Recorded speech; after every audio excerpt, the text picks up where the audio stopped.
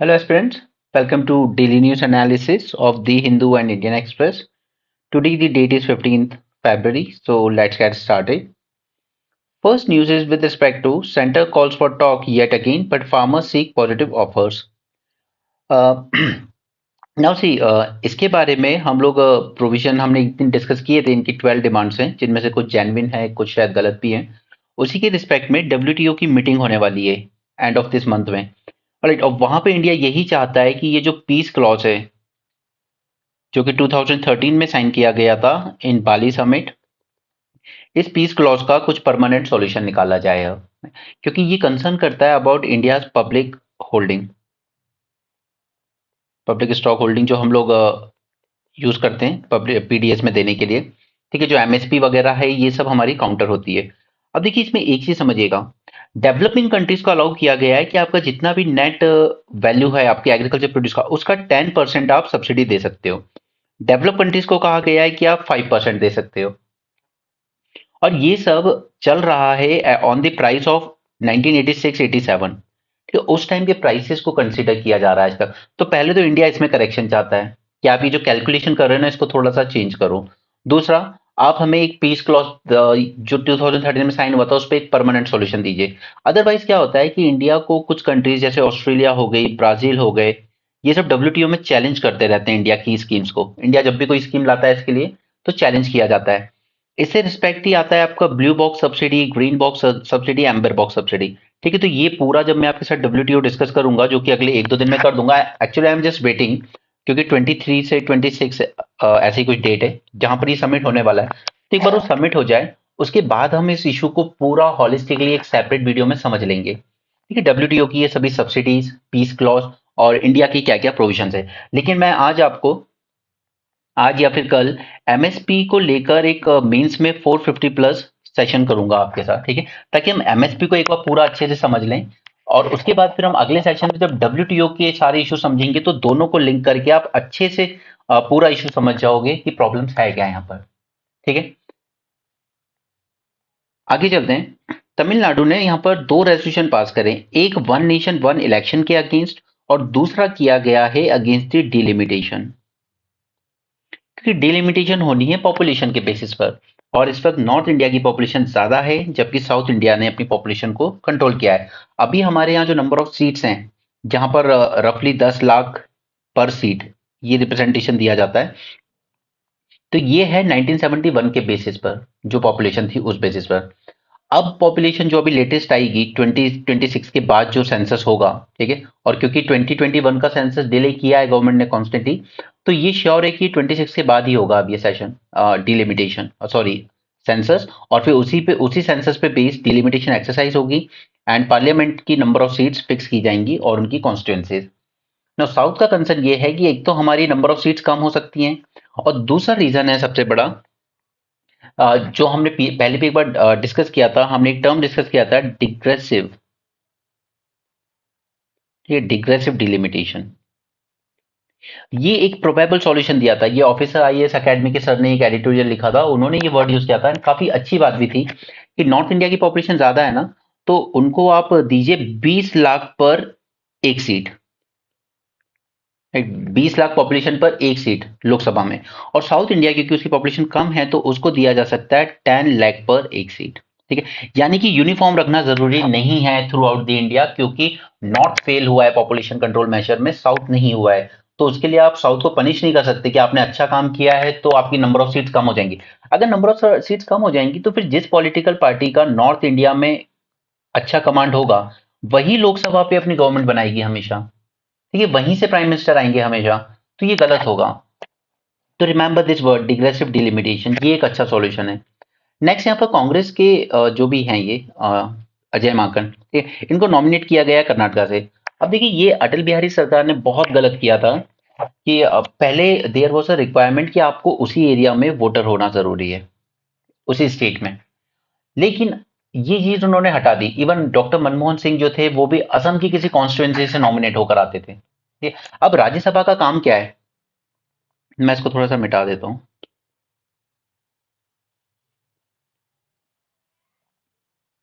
राज्यसभा को हम लोग क्या कहते हैं? It is council of states. Right. Council of states होते हैं, राज्यसभा का मतलब ही होता है काउंसिल ऑफ स्टेट्स। यानी कि यहाँ पर स्टेट्स, राज्यों के हितों की रक्षा करना उनका काम है, to safeguard the interest of the state. But अगर यहाँ से राज्यसभा से जो मेंबर नॉमिनेट होकर जा रहे हैं, सपोज कर्नाटका से जो मेंबर नॉमिनेट होकर जा रहे हैं, वो उस स्टेट को बिलोंग ही नहीं करते, तो क्या वो रियली उस स्टेट के इंटरेस्ट को सेफगार्ड करने पे वर्क करेंगे? राइट। तो ये बहुत गलत डिसीजन लिया गया था उस पर, जिसको शायद रिवर्स करना चाहिए गवर्नमेंट को, बट कोई नहीं करना चाहता। क्योंकि जैसे एक तमिलनाडु, अब तमिलनाडु में बीजेपी की कोई सीट नहीं है, बट वहां पर उनको एंटर तो होना है, तो उन लोगों ने एक राज्यसभा मेंबर को मध्य प्रदेश से नॉमिनेट कर दिया। उसी तरीके से मिस्टर अजय माकन, इनको असल में राजस्थान से नॉमिनेट होना था, लेकिन वहां से सोनिया गांधी जी खुद आ गई, तो कर्नाटका से इनको नॉमिनेट कर दिया। जबकि यहाँ की जो चीफ मिनिस्टर है मिस्टर सिद्धरमैया, उन्होंने बोला भी कि आप आउटसाइडर्स को हमारे यहाँ से भेज रहे हो, ये ठीक नहीं है। फिर ऑलराइट, तो ये जो अमेंडमेंट हुआ था, I want to know from you कौन सा अमेंडमेंट नंबर था, वो कौन सा कॉन्स्टिट्यूशन अमेंडमेंट था जिसने ये रिक्वायरमेंट हटा दी थी कि आपको उसी कॉन्स्टिट्यूंसी से वोटर होना जरूरी है, उसी स्टेट से वोटर होना जरूरी है। एंड एक और चीज इसके बारे में याद रखिएगा कि हमारे यहाँ राज्यसभा में भी पॉपुलेशन के बेसिस पर हमने सीट्स दे दी। ये एक और हमसे बहुत बड़ी गलती हुई। अब गलती तो नहीं कहेंगे एग्जैक्टली, बट हुआ क्या कि 1956 से पहले 6 में हमारे यहाँ वो स्टेट रिऑर्गेनाइजेशन एक्ट हुआ, ठीक, first valley commission and all. तो हमारा स्टेट्स का रिऑर्गेनाइजेशन चल ही रहा था उस टाइम, जबकि हम कॉन्स्टिट्यूशन में सब कुछ इनैक्ट कर चुके थे और फर्स्ट इलेक्शन भी कंडक्ट करवा चुके थे 1952 में। यूएसए की बात करते हैं एक बार। यूएसए में जो उनका राज्यसभा है उसको कहा जाता है सेनेट। उनकी यहाँ है टोटल 50 स्टेट्स, और सभी को 2 सीट दी जाती है, और टोटल सेनेट में उनकी सीट्स होती हैं 100। यानी कि वहां पर हर स्टेट, चाहे उसकी पॉपुलेशन कम हो ज्यादा हो, चाहे उसका साइज छोटा हो या बड़ा हो, लेकिन यूएसए में हर स्टेट के पास 2 सीट्स होती हैं। तो उसका फायदा क्या होता है? उसका फायदा ये होता है कि चाहे कोई स्टेट स्मॉल हो बड़ा हो, लेकिन अगर कोई अमेंडमेंट ऐसा है जहां पे राज्यसभा से आपको पास कराना है, यानी कि उनके सेनेट से, तो सभी स्टेट्स के वोट इंपॉर्टेंट हो जाते हैं। हमारे यहाँ अगर आपको राज्यसभा से कोई बिल पास कराना है, तो जो यूपी ने बोल दिया, जो बिहार ने बोल दिया, जो महाराष्ट्र ने बोल दिया, हो गया आपका काम। सिक्किम अगर उसके अगेंस्ट भी है तो who cares, just one one Rajya Sabha seat, right. Manipur, Manipur का सबसे बड़ा इशू, अगर उससे रिगार्डिंग कोई लॉ बनाया जाता है, तो मणिपुर खुद के पास कितने वोट्स हैं कहने के लिए? 1 seat. Okay. But these north Indian states, इनके पास बहुत ज्यादा सीट्स हैं। उसी तरीके से साउथ का एक मेजर कंसर्न ये भी है कि पॉपुलेशन के बेसिस पर डिलिमिटेशन करोगे तो लोकसभा में तो हमारी सीट्स कम होंगी ही, बट राज्यसभा में भी रिड्यूस हो जाएंगी। अभी जो प्रेजेंट गवर्नमेंट है उसको राज्यसभा से ही बिल पास करने में दिक्कत होती है। ओके, लेकिन अगर राज्यसभा में भी सदर्न स्टेट की सीट्स कम हो गई, और कल को आपको श्रीलंका तमिल फिशरमैन का कोई इशू है, या यही जो साउथ में लोग कह रहे हैं कि हमारे फिजिकल फेडरलिज्म वाला इशू आ रहा है कि हमारे जो फाइनेंसेस हैं उनको कंट्रोल कर रहा सेंटर, अगर इस तरह की कोई चीजें आएंगी, तो फिर राज्यसभा से भी पास कराना इजी हो जाएगा, क्योंकि नॉर्थ इंडिया में जिस पार्टी का कमांड है उसी के पास सब कुछ है। नहीं? तो कभी राज्यसभा में अगर कोई रिफॉर्म करने की जरूरत पड़ेगी तो वो यही पड़ेगी कि हर स्टेट्स को इक्वल रिप्रेजेंटेशन दिया जाए यहाँ पर, जस्ट लाइक यूएसए। क्लियर? तो ये एक बात हो गई। I want to know from कौन सा कॉन्स्टिट्यूशनल अमेंडमेंट एक्ट था जिसने ये रिक्वायरमेंट हटा दी थी? वैसे आपको पता होगा, श्योरली पता होगा, क्योंकि लक्ष्मीकांत में भी दिया और आप लोग पढ़ते भी हो। एनीवे, आगे चलते हैं। Kerala house request central government to amend wild life act to tackle human animal conflict. देखिए, ह्यूमन एनिमल कन्फ्लिक्ट की जब बात आती है ना, सबसे ज्यादा परेशान करते हैं वाइल्ड एलिफेंट केरल में। ये एग्रीकल्चर फील्ड में घुस जाएंगे, ये कहीं पे गाड़ियों से टकरा जाएंगे एंड सो ऑन। तो यहाँ पर केरल असेंबली ने रेजोल्यूशन पास किया है कि आप कुछ अमेंडमेंट कीजिए वाइल्ड लाइफ प्रोटेक्शन एक्ट में to mitigate this human animal conflict. अब इससे रिलेटेड ना हमने एक ऑपरेशन चलाया था बी। यहाँ पे मधुमक्खियों का यूज करते थे, ठीक है, क्योंकि जब हाथी वगैरह आ रहे, जब ट्रेन वगैरह आ रही होती हैं, तो ये मधुमक्खियां इधर उधर होने लगती हैं, ठीक है। तो इससे हाथियों को समझ में आ जाए थोड़ा सा कि इधर नहीं जाना है, तो हमने इस तरह का भी एक ऑपरेशन चलाया था, ट्रेन से जो कोलिजन हो जाता है हाथियों का, उसको रोकने के लिए। To initiate a scientific and human measures to control the wild life population. अब ये भी जरूरी है कि इनकी पॉपुलेशन भी कंट्रोल की जाए, देखिए, वरना इनकी पॉपुलेशन ज्यादा होती है तो फिर वैसी बात है कि वो रेसिडेंशियल एरियाज में आते हैं, वो एग्रीकल्चर फील्ड्स में आते हैं। Centre reply short on age limit for surrogacy. Surrogacy में एक एज लिमिट ये है कि ओनली विमेन जिसकी एज हो 23 से 50, वो सरोगेसी ऑप्ट कर सकती है। तो ये 50 इसको चैलेंज किया गया है, राइट, क्योंकि यहाँ पर एक कपल है जिसमें वाइफ की एज है 51। तो उन्होंने कहा है कि ये जो रिस्ट्रिक्शन है it is against the right of procreation. तो इसको, इस एक को ना हम एक बार फिर से रिवाइज कर लेते हैं, हम पहले कर चुके हैं बट एक बार फिर से कर लेते हैं ताकि आपकी चीजें याद होती रहें। सी पूरा एनालाइज नहीं कर रहे हैं, वो मेंस के पॉइंट ऑफ व्यू से नहीं। अगर न्यूज़पेपर एनालिसिस में हम एनालिसिस उसके लिए जाएंगे तो फिर थोड़ा लेंदी हो जाएगा, ठीक है। अभी इसके सिर्फ एक बार ऑब्जेक्टिव रिवाइंड कर लीजिए कि इसके प्रोविजंस क्या हैं।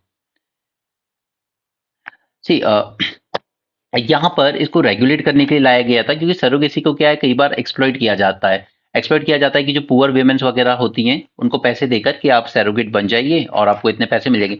यानी कि एक तरह से कमर्शियलाइजेशन हो रहा था उसका, और इसका फॉरेनर्स बहुत ज्यादा यूज कर रहे थे।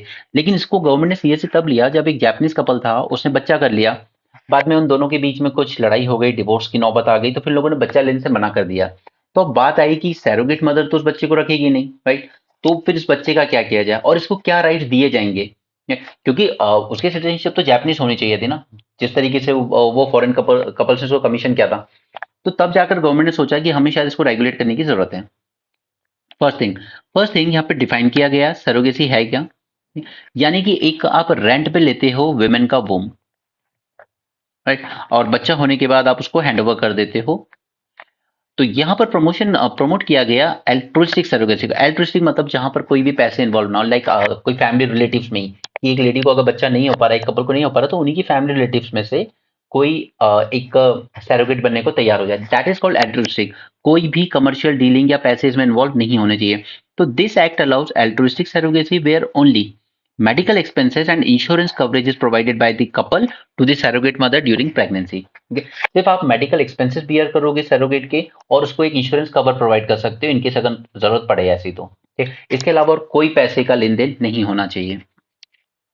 नो अदर मॉनेटरी कंसिडरेशन, ठीक है। इंटेंडिंग कपल की बात करें तो उनको पहले प्रूव करना होगा कि वो इनफर्टाइल है। ऐसा नहीं कि हम बॉलीवुड की हैं, हमारा फिगर खराब हो जाएगा तो हमने सरोगेसी ऑप्ट कर ली। No no, not like that. You need to prove that you are infertile. The intending couple, as the act calls them, will be eligible if they have certificate of essentiality and certificate of eligibility issued by appropriate authority। This is extremely important। आपको दो certificate लेकर आने होंगे, certificate of essentiality and certificate of eligibility. Farmer will be issued if the couple fulfils three condition. अब ये जो essentiality वाला certificate है, ये आपको तभी इशू किया जाएगा जब a certificate of infertility of one or both from district medical board। District medical board से आपको इनफर्टिलिटी का सर्टिफिकेट लेना होगा, right. An order of parentage and custody of surrogate child pass by magistrate court. And third, insurance cover for the surrogate mother. जब आप ये तीनों condition fulfil कर दोगे तभी आपको मिल पाएगा certificate of essentiality. Remember this, okay. आपको इनफर्टिलिटी अपनी प्रूव करनी होगी, डिस्ट्रिक्ट मेडिकल बोर्ड इसको अप्रूव करे, ठीक है। आपको parentage of custody surrogate child की, ये मजिस्ट्रेट कोर्ट से लेकर आना होगा, ताकि कल को आप रिफ्यूज ना कर सको कि हम नहीं ले रहे अब ये बच्चा, ओके। मजिस्ट्रेट कोर्ट से आपको ये लेना होगा, और इंश्योरेंस कवर देना होगा सरोगेट मदर को। ये तीन कंडीशन फुलफिल होने के केस में ही आप सर्टिफिकेट ऑफ एसेंशियलिटी आपको मिलेगा, ठीक है। एक सर्टिफिकेट हो गया। अब सर्टिफिकेट ऑफ एलिजिबिलिटी, ये क्या है? तो eligibility certificate mandates that the couple fulfil the following condition. This should be Indian citizen who has been married for at least 5 years, okay, at least 5 years। Indian citizen होने चाहिए, 5 साल के लिए एटलीस्ट मैरिड होना चाहिए।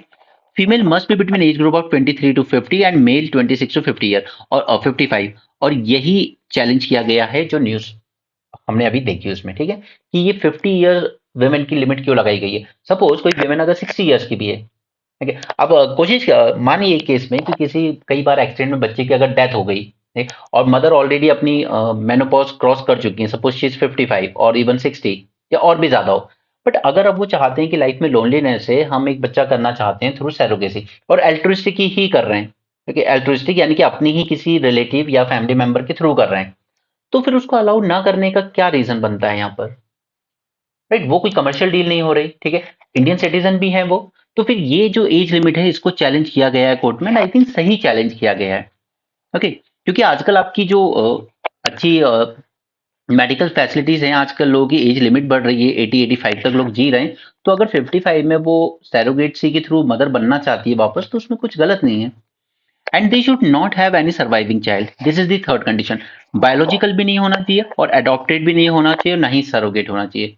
मतलब आप पूरी तरीके से चाइल्डलेस हो तो ही अडॉप्ट कर सकते हो, ओके। ये तीन कंडीशंस याद रखेंगे आप, ठीक है। सर्टिफिकेट ऑफ एलिजिबिलिटी, एलिजिबल होने के लिए Indian citizen, married for at least 5 years, Female must be 23 to 50, male should be 26 to 55, and they should not have any surviving child. However, this would not include a child who is mentally or physically challenged or suffer from life-threatening disease like say sickle cell anemia or thalassemia. Okay, order of fatal illness. ठीक है, childless होना है आपको वो ठीक है, लेकिन अगर आपका एक चाइल्ड है लेकिन वो मेंटली डिसेबल है या फिजिकली डिसेबल है या उसको कोई ऐसी बीमारी है जिससे उसकी जान जा सकती है कभी भी, और तो ऐसे केस में आपको कंसिडर किया जाएगा कि आप सैरोगेसी से दूसरा बच्चा ऑप्ट कर सकते हो। राइट, ये याद हुआ। सैरोगेट मदर की कुछ राइट्स देख लेते हैं। सबसे पहला, ओनली ए क्लोज रिलेटिव। राइट, आपकी फैमिली मेंबर या क्लोज रिलेटिव, लाइक आपकी वाइफ की सिस्टर हो सकती हैं, आपकी खुद की सिस्टर इन लॉ हो सकती हैं, कोई क्लोज रिलेटिव ही होनी चाहिए, वही सैरोगेट यहाँ पर बन सकती है, provided she is medically fit. But first condition is she should be married. ऐसा नहीं कि आप आपके घर में कोई लड़की है जिसकी अभी शादी हुई नहीं है, आप उसको सैरोगेट बना रहे हो। No, she should be married, okay, with a child of her own, और वो खुद पहले मदर बन चुकी है। ऐसा नहीं कि वो लाइफ में पहली बार मदर बन रही है और आप की सैरोगेट बन के। No, she should have be married, she should have her own child and age between 25 to 35। सही, रिमेंबर दिस, इसमें कंफ्यूज नहीं होना अगर स्टेटमेंट आ जाए इस तरह का प्रीलिम्स में। सैरोगेट मदर की एज 35 से कम होनी चाहिए, उसके बाद नहीं। ओके, और वो लाइफ में सैरोगेट सिर्फ एक ही बार बन सकती है, only once. Clear. Regulatory body के बारे में जानते हैं। Central and state are expected to constitute a national surrogacy board and state surrogacy board. ठीक है, दोनों लेवल पर एक सैरोगेसी बोर्ड बनाया जाएगा।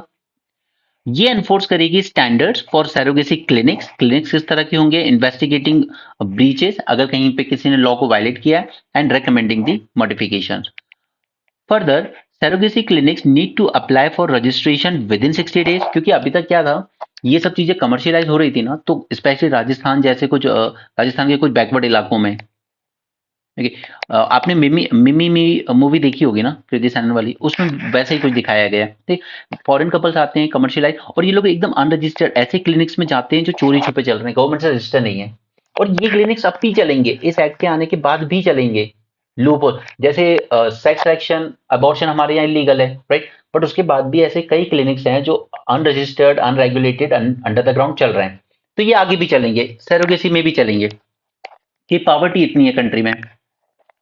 Now, the surrogacy clinics need to apply for registration within 60 days of the appointment of appropriate authority.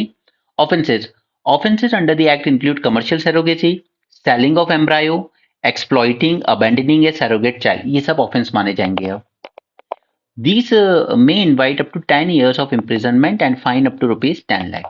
ठीक है, तो मैं उम्मीद करता हूँ आपको ये सारे इश्यूज अच्छे से क्लियर हो गए होंगे। ठीक है, हमने दो तीन चीजें जानी, certificate of essentiality, right, certificate of eligibility, इनके अंदर जो भी तीन तीन क्राइटेरिया दिए गए हैं वो भी हमने जाना, राइट। उसके बाद हमने नेशनल बोर्ड के बारे में जाना, हमने स्टेट बोर्ड के बारे में जाना, ये सैरोगेट मदर की क्वालिफिकेशन कि कौन इनमें सैरोगेट बन सकती है और कौन नहीं, और ऑफेंसेस जाने। ठीक है, तो आई होप कि आपको एटलीस्ट इस एक्ट के फीचर्स याद हो गए होंगे। बाकी इसकी शॉर्टकमिंग्स वे फर्दर वो सब हम कभी मेंस में डिस्कस करेंगे, अभी के लिए इसके प्रोविजंस याद रख लीजिए। क्लियर, आगे चलें। ओके, किसी भी जब भी इस तरह के एक्ट या किसी भी गवर्नमेंट की पॉलिसीज वगैरह पढ़ो ना, जितना सिंप्लीफाई कर सकते हो ना चीजों को, उतना सिंप्लीफाई करके पढ़ो।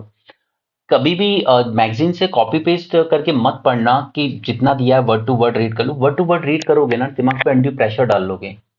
यूपीएससी कभी आपसे नहीं कहेगा कि यहाँ पे कट ऑफ 80-90% जाना, नो, जस्ट 50-55%। तो उस हिसाब से प्रिपेयर करो, ज्यादा ओवर भी नहीं करना है, मटेरियल से ओवरबर्डन खुद को।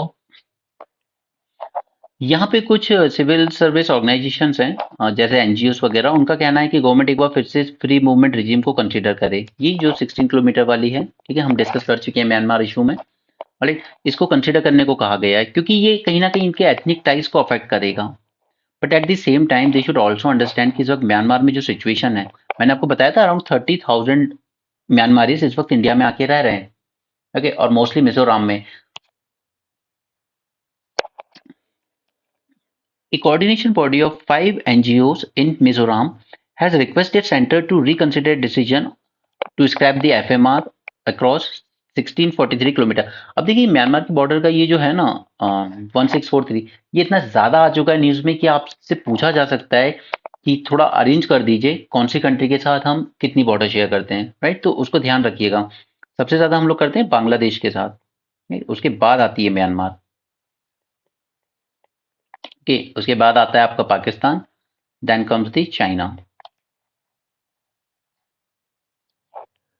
आई थिंक चाइना भी नहीं, नेपाल आएगा, ओके, देख लेना वो सब, खैर नॉट माई कंसर्न। बट सबसे ज़्यादा हम बांग्लादेश के साथ करते हैं, वो याद रखिएगा।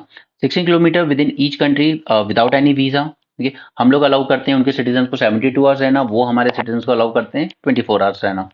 Okay, there are concerns arising out of ongoing civil war in Myanmar and the ethnic conflict in Manipur.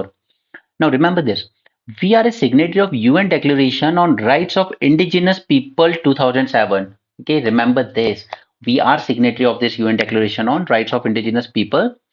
Okay, तो हमें कुछ measures लेने ही होंगे to assert the right of indigenous people who are provided who are divided by international border as stated under article 36 of the declaration, ठीक है। तो इस point को अपने नोट्स में ऐड कर लेना। Let's move forward.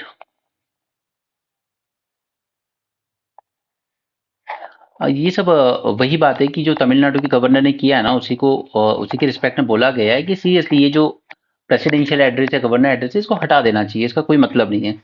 The root of the problem lies in the foundational dichotomy of one agency writing the speech and another just reading it. तो गवर्नर प्रेसिडेंट माउथ पीस बन जाते हैं इस टाइम पे government के, वो सही नहीं है। Center must address the grievances of farmers through talks. Now what farmers are demanding? They are demanding legally guaranteed MSP for crops, ठीक है।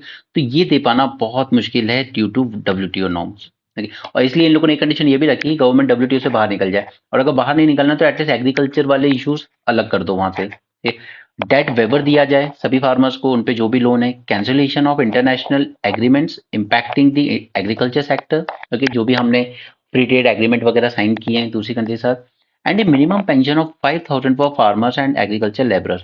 देखिए ये फिर भी एक बार को किया जा सकता है, दैट इज पॉसिबल। डेट वेबर मे बी कुछ फार्मर्स जिनकी सिचुएशन जेन्युइनली बहुत बुरी है अब देखिए डेट वेबर की ना, ये है तो बहुत गलत चीज, ये पूरे फाइनेंसेस बिगाड़ देता है देश के। लेकिन ये बात कहाँ से निकल के आती है, जब आप बार बार बड़े बड़े कॉर्पोरेट्स को डेट वेवर देते हो ना, तो फिर दूसरों की भी वही डिमांड्स आती हैं आपको। तो हमेशा ये कहना कि, तो फिर वही बात आ जाती है, कॉर्पोरेट्स को क्यों दे रहे हो फिर? अनिल अंबानी खुद दिवालिया नहीं हुए कभी, ठीक है। वो जो फार्मा कंपनी की हमने बात की थी, वो दिवालिया नहीं हुए। बेटे की कंपनी लॉस करती है, बाप उसको खरीद लेता है। एक भाई की कंपनी लॉस करती है, दूसरा भाई खरीदता है। तो वहां जब आप इस तरह की करप्शन टाइप की चीजें शो होती है ना, तो फिर यहाँ पर भी डिमांड उठती है कि हमारे भी लोन वेव आउट करो। और इस बीच सबसे ज्यादा अगर कोई पिसता है तो वो पिसता है सैलरी क्लास वाला आदमी। वो टैक्स भी भर रहा है, इनडायरेक्ट टैक्स भी दे रहा है, वो इनकम टैक्स भी दे रहा है, वो बैंक में अपनी सेविंग भी कर रहा है, ठीक है। उस पे कुछ उसको इंटरेस्ट मिलता है कि वो इंटरेस्ट आप कम कर देते हो, क्यों? क्योंकि बैंक को लॉस हो गया है। लॉस कैसे हो गया? कॉर्पोरेट्स का लोन राइट ऑफ करके। अब फार्मर्स का भी अगर लोन राइट ऑफ किया जाए तो ये इंटरेस्ट और कम हो जाएंगे उसके डिपॉजिट रेट पर। Ultimately the sufferer is salaried class employ. ये वाला जो मोर्चा है ये लीड कर रहे हैं संयुक्त किसान मोर्चा नॉन पॉलिटिकल, ठीक है। जो पिछली बार जिसने किया था वो थी संयुक्त किसान मोर्चा, ठीक है। उसी का एक फैक्शन है ये नया वाला नॉन पॉलिटिकल फैक्शन। जो ओरिजिनल वाला था, and several trade union they have called for a national rural and industrial strike on February 16, okay, February 16 यानी कि कल। तो अब रूरल का तो चलो समझ में आया, इंडस्ट्रियल वालों को क्या दिक्कत है? उनको दिक्कत ये है कि आप ये जो 4 लेबर कोड ला रहे हो ना, इनको रिपील करो। इन 4 लेबर कोड्स में आप लेबर के राइट्स को डाइल्यूट कर रहे हो, ठीक है। और कंपनीज यानी कि एम्प्लॉयर्स, ठीक है, इनके राइट को बढ़ा रहे हो, इनका कंट्रोल लेबर्स पर और स्ट्रांग हो जाएगा, ठीक है। तो अब अगर फार्मर्स यानी कि रूरल प्रॉब्लम प्लस इंडस्ट्रियल यानी कि लेबर प्रॉब्लम, अगर ये दोनों यूनाइट होकर स्ट्राइक करेंगे, जैसा कि उन्होंने कहा है कि हम 16 फरवरी को नेशन वाइड स्ट्राइक करेंगे, तो फिर गवर्नमेंट की दिक्कतें बढ़ जाएंगी, that too in election year. सबसे बड़ी इनकी डिमांड है कि लीगल गारंटी दी जाए एमएसपी के लिए। Now see, MSP based procurement जो कि एफसीआई करता है, it has been a bedrock of food security, क्योंकि हम लोग पब्लिक डिस्ट्रीब्यूशन सिस्टम में 80 करोड़ लोगों को फिर उसमें से राशन देते हैं, ठीक। तो रिफॉर्म तो इसमें करना है, रिफॉर्म करना है, इसमें कोई डाउट नहीं। But this scheme will bypass this subsistence farmers in poor region, क्योंकि मैंने आपको बताया था एमएसपी का बेनिफिट हार्डली 6% फार्मर्स तक पहुंचता है, and majority Punjab and Haryana के फार्मर्स, ये बाकी फार्मर्स ने एमएसपी का बेनिफिट उतना नहीं मिला है, तो ऑब्वियस सी बात है कि इसमें रिफॉर्म की तो जरूरत है, ताकि दूसरे स्टेट्स के फार्मर्स को भी इसका बेनिफिट मिले। इसकी अनइवन जियोग्राफिकल स्प्रेड रही है प्रोक्योरमेंट की, क्योंकि होता क्या है कि जो वेयर हाउसेज वगैरह होते हैं ना, स्टोरेज वगैरह, शेल्स वगैरह, वो मोस्टली हरियाणा में ही बनाए गए हैं, तो यहीं से सबसे ज्यादा परचेज किया जाता है बाय एफसीआई। राइट। लेकिन फिर इसने ये भी एक प्रॉब्लम क्रिएट की है कि पंजाब में इसने सबको प्रमोट किया है कि आप ऐसी फार्मिंग कीजिए जो यहाँ के रीजन के लायक नहीं है। Paddy cultivation is not suitable for Punjab Haryana region. ये यूपी बिहार बंगाल का क्रॉप होना चाहिए, लेकिन क्योंकि हाई एमएसपी मिलती है तो यहाँ पर पंजाब में लोगों ने सबने पैडी कल्टीवेशन शुरू कर दिया, वीट कल्टीवेशन शुरू कर दिया, और उस वजह से क्या हुआ है, ग्राउंड वाटर का एक्सप्लॉइटेशन ज्यादा हुआ है, तो ग्राउंड वाटर और नीचे जा रहा है, एंड वाटर स्ट्रेस रीजन बनता जा रहा है पंजाब। और जब ग्राउंड वाटर हद से ज्यादा नीचे जाता है ना, उसके बाद भी आप ग्राउंड वाटर निकालते जाते हो, तो सॉइल में सैलिनिटी बढ़ जाती है। अब सैलिनिटी बढ़ने से फिर आपकी जो सॉइल है पूरी, ठीक है, उसकी फर्टिलिटी रिड्यूस हो जाएगी। ये अनसस्टेनेबल फार्म प्रैक्टिस जो शुरू हुई पंजाब हरियाणा रीजन में, उसका एक सबसे बड़ा रीजन है एमएसपी। राइट। तो इसमें रिफॉर्म की काफी रीजन है। एक कि ये सभी फार्मर्स तक नहीं पहुंचती है, दूसरा कि ज्योग्राफिकली ये सिर्फ 2-3 स्टेट्स तक ही बेनिफिट दे पा रही है, और तीसरा कि इस एमएसपी ने अनसस्टेनेबल फार्मिंग प्रैक्टिसेस प्रमोट किए, जिससे अल्टीमेटली हमारा पूरा जो इकोसिस्टम है उसको डिप्लीट कर रखा है। Example ground water, soil salinity, right, and ultimately soil की फर्टिलिटी। तो ये 3 मेजर रीजन है जिसकी वजह से रिफॉर्म होना चाहिए यहाँ पर। ओके। बट गवर्नमेंट को उस तरह की हरकतें नहीं करनी चाहिए जैसे पहले किया था, ये एंटी नेशनल हैं, फिर ये Khalistani and all that. No, go for the wide public consultation. Okay, ताकि फार्मर्स को एनकरेज किया जा सके कि आप डाइवर्सिफाई कीजिए अपने प्रोडक्शन को और अपनी प्रोडक्टिविटी को बढ़ाने की कोशिश कीजिए। अब इस आर्टिकल को हम आगे और देखेंगे, ये दोबारा आएगा। यहाँ पे देखिए, ये टॉपिक इंपॉर्टेंट नहीं है, पेंशन कंसर्न देखिए एक बार। जब अपोजिशन में होते हो तो आप माहौल बनाने के लिए क्या करते हो। यहाँ पर ईपीएफ वालों के लिए जो प्रोविडेंट वगैरह फंड वगैरह में जो अपना पैसा रखते हैं, जब बीजेपी ऑपोजिशन में थी ना, तब कांग्रेस ने प्रॉमिस किया था, यूपीए गवर्नमेंट ने, कि हम 1000 रुपीज मंथली पेंशन देंगे। तब बीजेपी बहुत ज्यादा प्रोटेस्ट करती थी, डिमांड करती थी कि 3000 कीजिए इसको, 1000 रुपीज से बात नहीं बनेगी, 3000 कीजिए। तब बीजेपी का स्टैंड ये था। 2014 में ये लोग पावर में आ गए, तो इन्होंने जो मनमोहन सिंह गवर्नमेंट ने डिसाइड किया था 1000 रुपीज, वही इन्होंने अनाउंस कर दिया। और फाइनेंस मिनिस्टर ने अभी कुछ महीने पहले क्या कहा कि 1000 से इसको डबल भी नहीं किया जा सकता। She rejected the proposal to double, citing की huge rise in the budgetary support needed for this. आप तो 1000 से 2000 नहीं कर पा रहे हो, वो भी आज 2024 में। और अब 2014 में मनमोहन सिंह गवर्नमेंट से डिमांड कर रहे थे कि 3000 दीजिए मिनिमम, जबकि वो बेटर जानते थे इकोनॉमिक्स और फाइनेंस को। उन्होंने कहा था 1000 इज प्रैक्टिकली पॉसिबल। ठीक है, तब आपने जबरदस्ती प्रोटेस्ट करके डिमांड करके 3000 दीजिए, उसके बाद आपने खुद आके 2014 में 1000 रुपीज किया, और अब जाकर इतने साल बाद भी, 10 साल बाद भी आप उसको 2000 नहीं कर पा रहे हो। I am just what I am trying to say कि बीजेपी इस चीज में माहिर है। BJP is very good as opposition party. Anyway, sorry अगर आपकी फीलिंग्स हर्ट हुई हो तो। A demand that could hamper gender equality. See now हमारे यहाँ पर डिमांड की जाती है कि गर्ल्स को मेंस्ट्रुअल लीव दी जाए, बट हम अंडरस्टैंड कि इससे होगा क्या। इसके एक बार पहले साइड इफेक्ट्स देखिए। चलिए वो ठीक है कि पेन है, वर्क पे फोकस नहीं कर सकते, तो they need rest, okay that's fine. But at the same time she is female only, okay, she is writing this article. But उनका एक पॉइंट सही है, अगर मेंस्ट्रुअल लीव इस तरह दी जाएगी 4-5 दिन की एवरी मंथ, तो पहली बात तो ये है कि जॉब पर उनको ज्यादा प्रेफर नहीं किया जाएगा। उनको रिक्रूट ही कम किया जाएगा कि यार हर 5 दिन, और वो भी आप बात कर रहे हो पेड लीव की। ठीक है, ऐसा भी नहीं कि अनपेड लीव। अनपेड लीव का प्रोविजन जापान में है, हम वो बात करेंगे अभी। बट यहाँ पे बात कर रहे हैं कि इंडिया में पेड लीव दी जाए 4 से 5 दिन की गर्ल्स को मेंस्ट्रुअल लीव।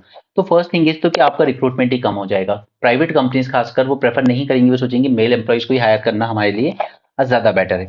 सेकंड सेकंड क्या ये एक तरह का ओपन अनाउंसमेंट नहीं हो गया फीमेल की तरफ से कि आज वो ऑफिस से एब्सेंट है या वो अगले 4 दिन एब्सेंट रहेगी? क्यों? क्योंकि उसके पीरियड्स आए हुए हैं, right? तो ये तो एक वो बात हो गई कि पब्लिकली सबको बताया जा रहा है कि now that girl is on period, so she is on leave.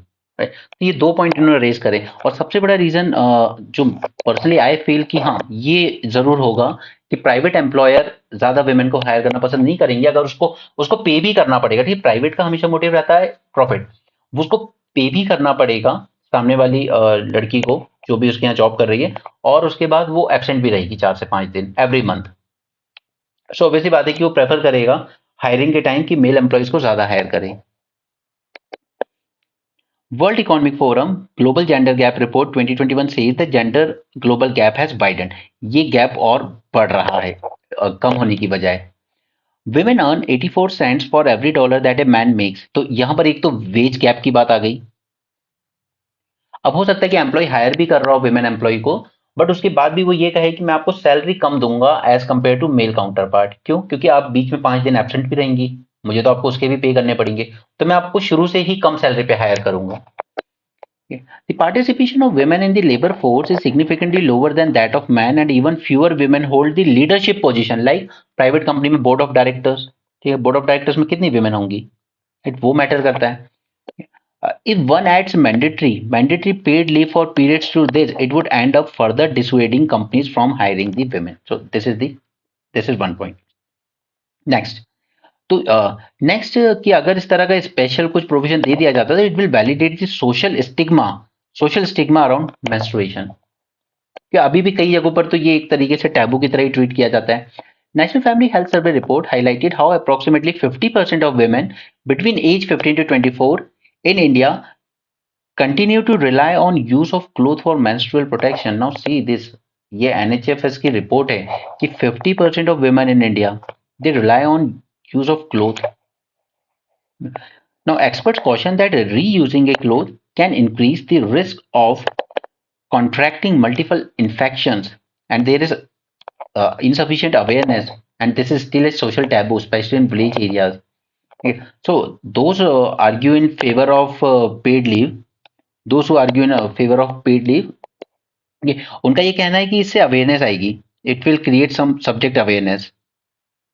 But writer का मानना है कि ये सब्जेक्ट अवेयरनेस से ज्यादा ये मैग्नीफाई कर देगा इस इशू को और ज्यादा। नेक्स्ट, जापान के केस की बात कर ले तो ये लोग लीव देते हैं फॉर मेंस्ट्रुएशन, बट ये अनपेड लीव देते हैं। ओके, तो यहाँ पर women claim that they are reluctant to avail this leave and broadcast that they are on periods. Now Japan में ये सब होने के बाद भी हार्डली 0.9% women यूज करती हैं इस लीव को। क्यों? क्योंकि वो कहती हैं कि ये लीव लेना यानी कि ब्रॉडकास्ट करना कि that they are on their periods. Okay, now data show a mere 0.9% of women in the workforce avail menstrual leave in Japan. World economic forum की बात करें तो 2019 में जापान रैंक 121 इन जेंडर इक्वालिटी और ये पोजीशन और ज्यादा गिर गई 125 में। तो मे भी शायद ये एक रीजन हो सकता है इनका कि विमेन को यहाँ पर लीव दी जाती है, 2 अनपेड है बट 5 दिन की लीव दी जाती है उनको, जबकि वो अवेल भी नहीं कर रही हैं। सो जबकि young women in Japan have higher education level than man, उसके बाद भी उनका पार्टिसिपेशन कम है लेबर फोर्स में। Women in Japan are less likely to be employed even with the same credential than men and are often paid lesser. In 2020, now ये 2 example हैं, please मैं आपके सामने रीड नहीं करना चाहूंगा, ये आप खुद से रीड कर लें इन 2 एग्जाम्पल्स को, ठीक है। एक है कच्छ गुजरात का और दूसरा है मुजफ्फरपुर का, ये आप खुद से रीड कर लें। आप वीडियो पॉज करके रीड कर सकते हैं, मैं इसको जूम कर देता हूँ। Right, I don't want to read this क्योंकि कुछ चीजें ऐसी हैं जिनको बोलने पढ़ने में सीरियसली शर्म आनी चाहिए। मतलब आप कैसे कर सकते हो लड़कियों के साथ इस तरह की चीजें। So you just read those lines, ठीक है। चलिए आगे बढ़ते हैं। The Supreme Court of India even urged the government to enable equal evaluation of women and to have them undergo same standard of testing as men। ठीक है, army की बात हो रही है यहाँ पर। The government argued that women are not suitable for ground combat roles. Okay, that's it for that topic। आगे चलते हैं। अब ये लोगों का यहाँ पे सर्वे चलता रहता है। Over 40% feel that economic situation has gotten worse. ठीक है, सिर्फ मीडिया में ही कोई दिक्कत नहीं है, बाकी सब जगह सबको फील हो रहा है कि कुछ ना कुछ सिचुएशन खराब चल रही है इकोनॉमी में। Now see, respondents who said that economic situation has worsened, around 40% को लगता है कि इकोनॉमिक सिचुएशन और खराब हुई है देश में। एम्प्लॉयमेंट सिनेरियो हैज वर्सनड, कि एम्प्लॉयमेंट मिलना भी मुश्किल हुआ है, ऐसा 41% लोगों को लगता है। इनकम लेवल हैव डिक्रीज, 22% लोगों को लगता है कि उनकी इनकम बढ़ने की बजाय उल्टा कम हुई है। मैंने आपको रूरल वेज की ग्रोथ के बारे में बताया था, ठीक है। अगर हम इन्फ्लेशन एडजस्टेड रियल ग्रोथ निकालेंगे ना वेजेस में, तो वहां रूरल एम्प्लॉयज के वेज डिक्रीज हुए हैं। जितना वो पहले कमा रहे थे उससे ज्यादा मुश्किल कम हो गई है उनकी इनकम। पाकिस्तान में क्या चल रहा है वी आर नॉट इंटरेस्टेड, बस आप याद रखिए कि वहां पर कोई एक पावर सेंटर नहीं है जिसके साथ डील किया जा सकता है। ये क्विज आप लोग प्लीज खुद से कर लिया कीजिए, ये अच्छे होते हैं। कभी आ गया कुछ तो आ गया। No see, as I always say कि कैसे ब्राइबरी और किकबैक को लीगल कर दिया गया है। बिल्कुल कॉर्पोरेट जम के डोनेशन देते हैं, प्रोजेक्ट मिल जाता है, कई बार करप्शन भी हो जाता है। अभी वो टनल बना था G20 समिट के टाइम दिल्ली में, और प्राइम मिनिस्टर मोदी ने कहा था कि ये भारत की इंजीनियरिंग पावर को दिखाता है। ठीक है, उसको अभी 4 दिन पहले हमने न्यूज में देखा था, PWD ने कहा है 500 करोड़ रुपए जमा कीजिए, आपका टनल ऐसा बना है कि ये रिपेयर भी नहीं किया जा सकता। It is even beyond repair, इसकी इंजीनियरिंग में ही फॉल्ट है। ऑलराइट, तो ये फिर कैसे इन प्राइवेट कंपनीज को ठेका मिल जाता है गवर्नमेंट की तरफ से। उसी तरीके से उत्तराखंड में जब मजदूर फंसे थे ऑलमोस्ट 40 डेज के लिए, राइट, तब वहां पर सब कुछ दिखाया गया, रोज लाइव कवरेज चला, बट उस कंपनी का नाम तक मेंशन नहीं किया जा रहा था न्यूज में, जिसकी वजह से ये गलती हुई थी। क्योंकि जब इस तरह के टनल बनाए जाते हैं ना, तो 5 रास्ते बनाए जाते हैं बाहर निकालने के, इन केस अगर कुछ फंस जाते हैं मजदूर। ठीक है, इन लोगों ने 5 की जगह सिर्फ एक ही रास्ता रखा था, बाकी 4 बनाए ही नहीं। क्यों? अपनी कॉस्ट कटिंग के लिए। उसकी ऊपर उसको भुगतना किसको पड़ा अंजाम? मजदूरों को। सरकार के लोग वहां पहुंच गए, मालाओं से स्वागत करने लगे, मजदूर जब निकले भारत माता की जय के नारे लगाने लगे, सब कुछ करने लगे। बट उसमें कहीं ना कहीं इस कंपनी को छुपाने की कोशिश की गई, जो मेन कल्प्रिट थी।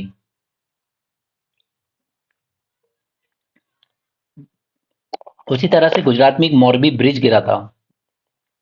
ये सबसे पेनफुल इसलिए था क्योंकि यहाँ पर लोग पूजा करने गए थे उस दिन, आई थिंक मकर संक्रांति थी या ऐसे ही कुछ फेस्टिवल था। एक छोटी सी बच्ची की बाद में डेड बॉडी मिली, उसने अपने टेडी बियर को हग किया हुआ था। क्योंकि जब नीचे गिरते हैं तो वैसे सांस लेने में दिक्कत हुई, तो जो पकड़ में आया उसको पकड़ा। राइट, बट यहाँ भी गवर्नमेंट ने जिस कंपनी को प्रोजेक्ट दिया था, उस कंपनी ने टाइमली वर्क किया ही नहीं था। उसने रिपेयर करने के लिए उसको पूरे स्टील के तार बदलने थे, उसने बदले नहीं, जो पुराने थे उन्हीं को रिपेयर कर दिया बस।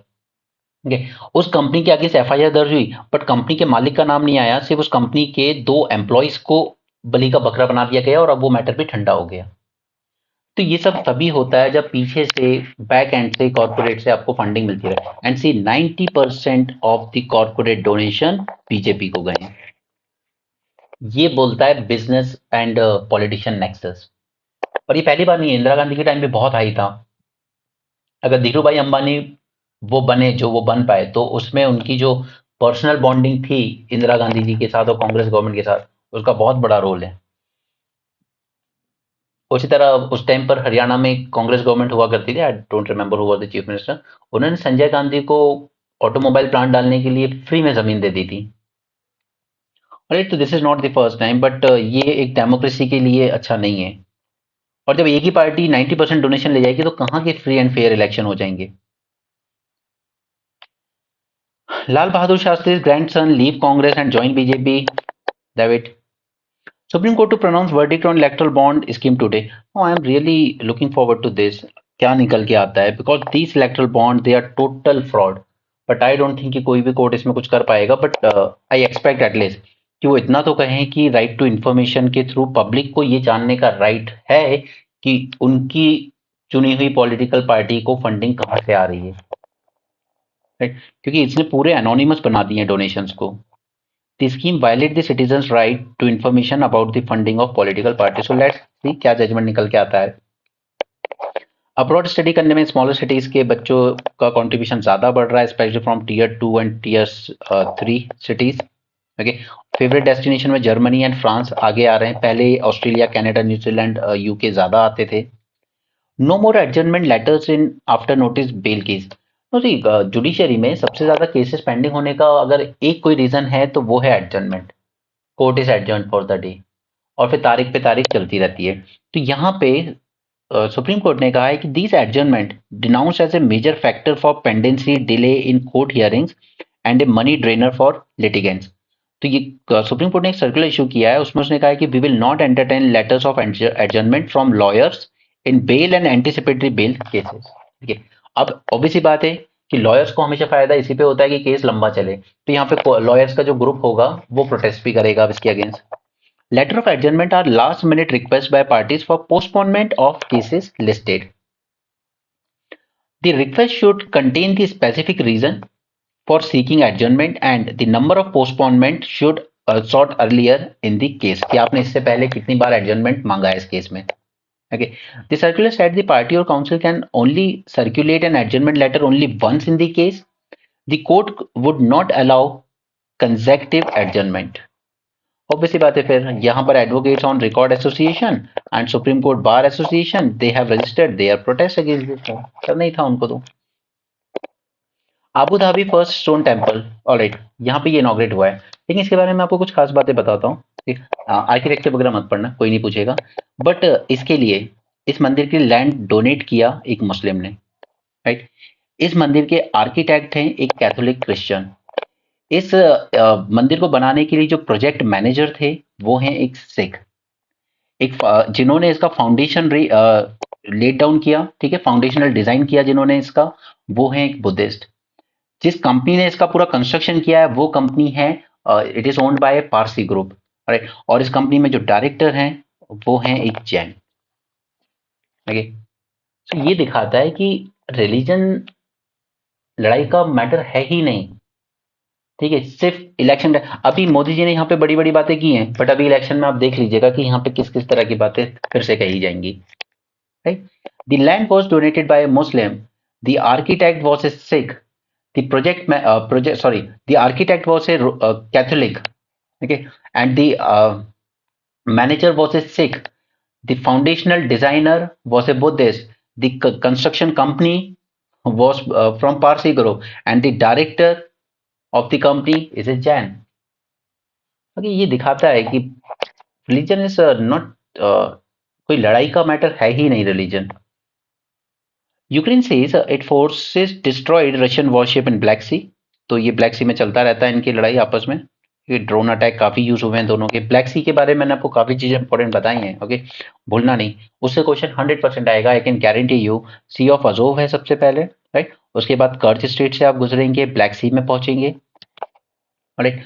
ब्लैक सी के बाद आप जाएंगे बॉस्फोरस स्ट्रेट से. बॉस्फोरस स्ट्रेट से आप निकलेंगे सी ऑफ मरमरा.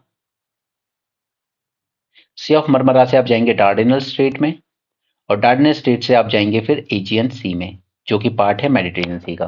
राइट, तो ये जो सीक्वेंस है ना, इसको याद रखना, इस पे क्वेश्चन डेफिनेटली आएगा. राइट, अगर आता है तो 2 नंबर छोड़ के मत आना वहां. China condemns Taiwan after 2 national scale. तो यहाँ पे चाइना और ताइवान का भी इशू पॉपअप हो रहा है day by day. North Korea fires several cruise missile. मैं आपको ये सब बताऊंगा प्रीलिम्स में, क्रूज मिसाइल, बैलिस्टिक मिसाइल और ये सब क्या होती है. इस पे लास्ट ईयर भी क्वेश्चन आया था, इस बार भी कुछ ना कुछ तो आएगा ही, तो हम उनको जानेंगे. MSP guarantee across crop can raise income and demand. अब देखिए ये एक तरीके का सर्वे दिया गया है फ्रॉम क्रिसल, ठीक है, रेटिंग एजेंसी है. इसमें एक चीज बताइए, हमारे यहाँ कितनी % पॉपुलेशन अर्बन सिटीज में रहती है? 30%. 30% अर्बन पॉपुलेशन, 70% रूरल पॉपुलेशन. अब जरा एक बात बताइए कि हम लोग अपने प्रोडक्ट्स बनाते हैं, हम लोग क्यों हमेशा फोकस करते हैं एक्सपोर्ट्स पर? क्यों? क्योंकि USA, Canada, Australia, European union, इसमें लोगों की परचेजिंग पावर ज्यादा है, कि परचेजिंग पावर ज्यादा है, अच्छी वैल्यू मिलती है, हाई वैल्यू के प्रोडक्ट्स वहां पे परचेज होते हैं. अगर हमारे रूरल एरियाज में ही हमारे लोगों की पर कैपिटा जो इनकम है वो इनकम बढ़ जाए, तो इससे बड़ा कोई मार्केट हो सकता है वर्ल्ड में? नहीं हो सकता, राइट. तो यहाँ पर इस एजेंसी का भी यही कहना है कि अगर एमएसपी बढ़ती भी है ना, तो इंडस्ट्रीज को इसके अगेंस्ट गलत तरीके से रिएक्ट नहीं करना चाहिए. एमएसपी बढ़ेगी तो रूरल एरियाज में रहने वाले लोगों की पर कैपिटा इनकम बढ़ेगी, and that will generate demand for industries. It will raise the demand. फिर वो फार्मर भी जो होगा वो मशीनरीज डिमांड करेगा, राइट, कि मुझे भी फार्म मशीनरीज चाहिए, तो आपकी डिमांड को बूस्ट मिलेगा. वो ट्रैक्टर्स डिमांड करेगा, बूस्ट मिलेगा. वो house hold electric appliances equipments demand करेगा, तो पूरी इंडस्ट्री को एक बूस्ट मिलेगा अगर हम इस 70% लोगों की इनकम बढ़ाने पर ध्यान दें. क्योंकि यहाँ पे ये जो मार्केट्स है ईयू वगैरह वगैरह, ठीक है, ईयू की तो यार जितनी टोटल पॉपुलेशन है उससे ज्यादा तो हमारे यहाँ कुंभ के मेले में इकट्ठे हो जाते हैं. उतनी पॉपुलेशन तो हमारे यहाँ कुंभ के मेले में मिल जाएगी आपको, ठीक है. सिर्फ उनका मार्केट हमारे लिए क्यों इंपॉर्टेंट है? क्योंकि उनकी परचेसिंग पावर हाई है. तो अगर हमारी भी रूरल एरियाज में रहने वाली 70% पॉपुलेशन की पर कैपिटा इनकम बढ़ जाए, इनकी परचेसिंग पावर बढ़ जाए, तो इतनी डिमांड जनरेट होगी हमारे खुद के देश में कि ये इंडस्ट्रीज को सबसे ज्यादा बेनिफिट होगा. राइट। इनकम बढ़ाएगी, डिमांड जनरेट होगी और इंडस्ट्री, इवन सर्विस सेक्टर, वहां पे जब फार्मर की इनकम बढ़ेगी तो क्या वो एजुकेशन में इन्वेस्ट नहीं करेगा? क्या वो हेल्थ सेक्टर में इन्वेस्ट नहीं करेगा? फिर बिल्कुल करेगा। राइट। तो आप अपने खुद के डोमेस्टिक मार्केट की परचेसिंग पावर बढ़ाने पे ध्यान दीजिए, rather than export export export. Right. The guarantee MSP across the crop can benefit farmers and address the crop imbalance। एक तो आपकी एक गारंटेड इनकम दोगे तो वो क्रॉप इम्बैलेंस को भी एड्रेस करेगा। ठीक है, कि वो व्हीट पैडी की तरफ ही नहीं जाएगा। आप सभी सभी देखिए, हम टोटल 23 क्रॉप्स के लिए देते हैं एमएसपी, राइट। लेकिन उसमें से सिर्फ व्हीट और पैडी यही मोस्टली प्रोक्योर की जाती है, बाकी प्रोक्योरमेंट बहुत कम है। ठीक है, तो फार्मर सब ने wheat and paddy he grow करना शुरू कर दिया, तो इम्बैलेंस क्रिएट हो गया इसमें। लेकिन अगर सभी 23 के लिए गारंटी होगी, वो भी लीगल गारंटी की, इसके नीचे अगर किसने परचेज किया तो वो ऑफेंस होगा, राइट। तो किसान खुद अपने आप से इस रीजनल इम्बैलेंस को एड्रेस कर लेगा। Guarantee MSP will offer cash support to farmers. अब ये कैश सपोर्ट जैसे तेलंगाना सरकार देती थी 10,000 पर एकड़, हरियाणा हरियाणा गवर्नमेंट देती है कालिया स्कीम के अंतर्गत, राइट। तो वो एक कैश सपोर्ट दिया जा सकता है। अगर आप एमएसपी नहीं देना चाह रहे हो तो आप कैश सपोर्ट दे लो, ताकि उसकी इनपुट कॉस्ट कम हो जाए। इनपुट कॉस्ट कम हो गई, इनपुट कॉस्ट कम हो गई यानी कि फिर आउटपुट जितनी भी कॉस्ट पे सेल होगा तो प्रॉफिट तो बढ़ जाएगा ना। ठीक है। प्रॉफिट उसका रिड्यूस कब होता है? जब इनपुट कॉस्ट बढ़ जाती है, फर्टिलाइजर महंगे, सीड्स महंगी है, और डीजल यूज होता है, डीजल महंगा है, इलेक्ट्रिसिटी महंगी है, तो उसका प्रॉफिट कम होता है। तो या तो आप इनपुट सपोर्ट दे लो उसको। Next is freedom to sow crops of their their choice as per local condition. जो भी उसके वहां का एग्रो क्लाइमेटिक कंडीशन होगा उसके हिसाब से फिर वो क्रॉप ग्रो करेगा। The government will have to procure only those crop whose mandi prices are lower than MSP. और यहाँ पे सरकार को सब कुछ 23 में से सभी क्रॉप नहीं लेने पड़ेंगे कि लीगल एमएसपी है तो सब लूंगा, नहीं। अगर एमएसपी से ऊपर कहीं मार्केट में बिक रहा है, कोई प्राइवेट कंपनीज उनको दे रही है, ठीक है, डिमांड ज्यादा है किसी चीज की, तो वो तो उनको खरीदने दो। आप सिर्फ उन क्रॉप्स को खरीदो ना जिसमें एमएसपी से नीचे सेल हो रही है, ताकि फार्मर का नुकसान ना हो, राइट। तो ये कुछ पॉइंट्स हैं जो क्रिसल ने हाईलाइट किए हैं। सपोर्ट फार्म इनकम, यानी कि इनपुट इनपुट टाइप की चीजें तो, लेकिन सब्सिडी के फॉर्म में नहीं, कैश के फॉर्म में, तेलंगाना और उड़ीसा की तरह। Okay, this will spur the consumption demand. और इस पे गवर्नमेंट को सिर्फ रियल कॉस्ट आएगी 21,000 करोड़ की। टोटल टोटल जो होगा खर्चा वो 6 लाख करोड़ का होगा, बट रियल कॉस्ट क्या होती है? रियल कॉस्ट होती है difference between the MSP and Mandi price. ठीक है, जैसे सपोज कीजिए कि मंडी प्राइस चल रहा है 2,000 रुपए, कि 2,000 पर क्विंटल गेहूं बिक रहा है मंडी में, ठीक है। लेकिन सरकार ने एमएसपी की थी 2,300 रुपए, 2300, तो 300 रुपए का डिफरेंस है ना। ठीक है, 300 रुपए का डिफरेंस है ना। तो ये रियल कॉस्ट हुई है, जो नया एक्स्ट्रा खर्चा आएगा अगर इसको लीगल स्टेटस दे दिया जाता है तो गवर्नमेंट पे जो एक्स्ट्रा खर्चा आएगा वो सिर्फ 21,000 करोड़ के लिए, ज्यादा नहीं आएगा अगर लीगल दे भी दिया तो। ये वो बात अलग है कि डब्ल्यूटीओ के नॉर्म्स को काउंटर करेगी, ठीक है। तो काफी सारे चैलेंजेस आ जाएंगे इंडिया के लिए। बट अगर सिर्फ खर्चे की बात है कि ये फाइनेंशियली सस्टेनेबल नहीं है, तो ऐसा नहीं है। सिर्फ 21,000 और ये खुद क्रिसल दे रहा है ये रिपोर्ट, ठीक है, खुद इंडस्ट्री दे रही है, कोई और भी नहीं दे रहा है। ठीक है, MSP based procurement is done only in few states. The firm set guarantee will percolate benefits through other region as well. 23 crops के लिए दी जाती है। Guaranteeing MSP for all crops can lead to farmers moving to the crops other than paddy and wheat। अब इसके बारे में कुछ चीजें और जान लेते हैं। सबसे पहले एमएसपी कैलकुलेट कैसे की जाती है? तो पहले तो देखिए, ये रेकमेंड की जाती है by CACP, that is commission for agriculture cost and prices. देखिए, अगर ये कहा जाए आपको कि अनाउंस की जाती है बाय सीपीएसपी, अगर स्टेटमेंट में ऐसा लिखा हो तो वो स्टेटमेंट गलत हो जाएगा। सीएसीपी सिर्फ रेकमेंड करता है कि अगला जो फाइनल डिसीजन होगा कि इस रिकमेंडेशन को मानना है या नहीं मानना है, वो कैबिनेट कमेटी लेती है। ऑलराइट। अब यहाँ पर जो मिस्टर स्वामीनाथन थे, उन्होंने 3 फॉर्मूला दिए थे, A2 plus FL and C2। अभी गवर्नमेंट जो एमएसपी फिक्स करती है वो A2 प्लस FL के बेसिस पर सिलेक्ट करती है। A2 क्या है? A2 मतलब जितनी भी इनपुट कॉस्ट लग रही है किसी क्रॉप को ग्रो करने में, जैसे आपने सीड्स लिए, आपने फर्टिलाइजर परचेज किया, आपने पेस्टिसाइड लिया, या आपका आपका अगर खुद का लैंड नहीं है, आपने लीज पे लिया है किसी से रेंट पे करके, तो वो भी काउंट किया जाएगा। हायर्ड लेबर, आपने लेबर हायर करने में जो पैसे खर्च किए होंगे, जो मशीनरी वगैरह अगर आपने रेंट पे लिए, जैसे सब लोग के पास ट्रैक्टर नहीं होता, वो रेंट पे ले आते हैं एक दिन के लिए, या उस पे जो फ्यूल वगैरह है, तो ये सब कहलाता है आपका A2 कॉस्ट। अब सपोज किसी ने लेबर हायर नहीं किया, बट उसकी फैमिली में 4 बच्चे हैं, 5 बच्चे हैं, तो वो लोग फैमिली में ही 4-5 लोग कर रहे हैं, मतलब वो लोग अपना खुद का लेबर यूज कर रहे हैं, वो लोग अलग से नहीं ला रहे हैं। तो इसी A2 में फैमिली लेबर और जोड़ दीजिए, cost incurred by farmer plus value of family labour, तो ये बन जाता है A2FL। अब इसी पे गवर्नमेंट कहती है कि हम आपको इसके ऊपर 50% का प्रॉफिट होना चाहिए, ये हमारी एमएसपी बनेगा। ठीक है, A2 plus FL plus 50% profit ये कहलाएगा एमएसपी। ठीक, फिर इन्होंने तीसरा फॉर्मूला भी दिया था कॉम्प्रिहेंसिव कॉस्ट। कॉम्प्रिहेंसिव कॉस्ट में पूरा ए टू प्लस एफ एल आ जाएगा। इसके अलावा rental value of owned land, यानी कि मेरा खुद का लैंड है वो ठीक है, लेकिन अगर मैंने ये लैंड किसी को लीज पे दिया होता या रेंट पे दिया होता तो मुझे इससे भी कुछ इनकम होती ना। तो वो वाली इनकम भी जोड़िए, रेंटल वैल्यू भी जोड़िए, यानी A two plus F L plus rental value. Okay, and मैंने अगर कोई फिक्स कैपिटल लिया है, जैसे मैंने ट्रैक्टर परचेज किया है, अरे यार मैंने ट्रॉली परचेज की लेकिन लोन पे लिया है, तो उस पे जो इंटरेस्ट आएगा, मुझे मुझे जो इंटरेस्ट पे करना पड़ेगा ब्याज बैंक को, ठीक है, वो इंटरेस्ट भी वो कीजिए, right. And rent paid on leased in land, अगर रेंट पे लिया है तो वो तो ए2 में भी यूज होता है। तो ये बनेगा हमारा पूरी comprehensive cost, that is C2. अब गवर्नमेंट अभी एमएसपी फिक्स करती है A2 plus F L plus 50%। Farmers की डिमांड है सी2 प्लस 50% हमारी एमएसपी होनी चाहिए। ठीक है, ये फार्मर्स की डिमांड है, सी2 प्लस एफ 50%, राइट। ये जो अभी बैठे हैं ना फार्मर्स, उनकी डिमांड यही है।